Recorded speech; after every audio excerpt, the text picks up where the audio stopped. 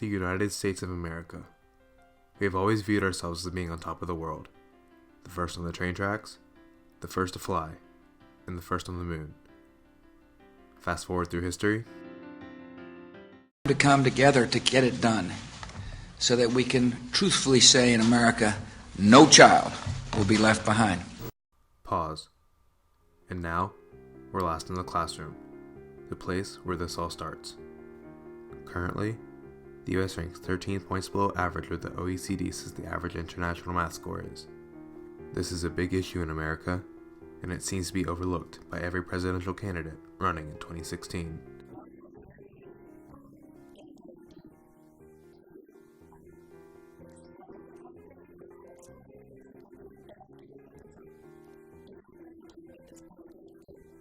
It makes people actually wonder, how much power does the federal government have to try to help flip these low test scores?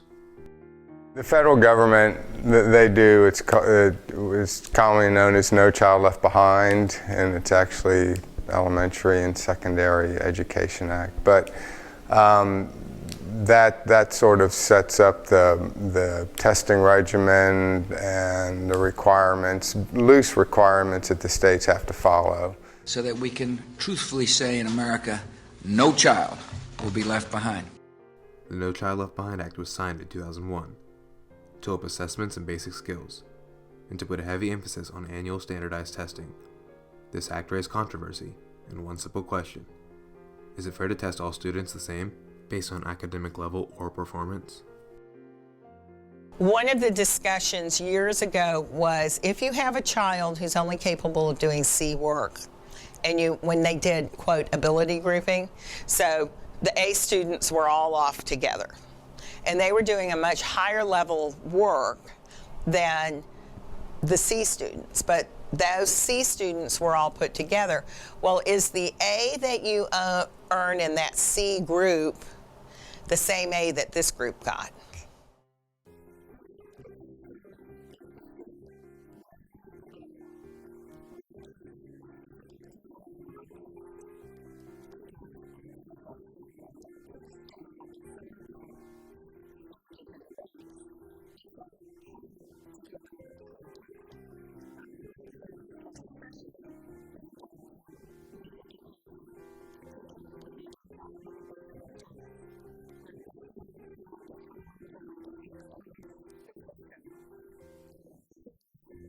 You have a disadvantaged kid and you say, hold him to a lesser standard and say, well, he can't do as well on this test as another kid, so we're not going to expect him to know it.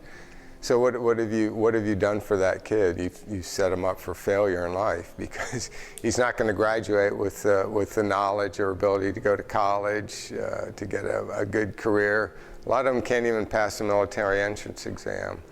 So, that might be a good strategy for just getting them out the door in 12, 13 years, but it's not a good strategy for ensuring they're going to be a success after graduation. So you've got to set high standards for all kids. Some believe it's not fair. Others think it puts lower level learners at an even greater disadvantage. So which candidates have talked the most about leveling the playing field in the classroom? The candidate with the strongest record engaging in education is Jeb Bush, and I'll do a conflict of interest. He's the guy who founded the foundation I work for, but he had a huge impact on education, particularly in Florida. He instituted the whole accountability regime, the A through F school grading, raising the academic standards. So he's got a very, very strong track record. Some people aren't so wild about what he did, but I mean, you look at the data and it produced some pretty significant results. And he founded an education foundation. So if you go, what candidate is best versed in education, it probably would be him.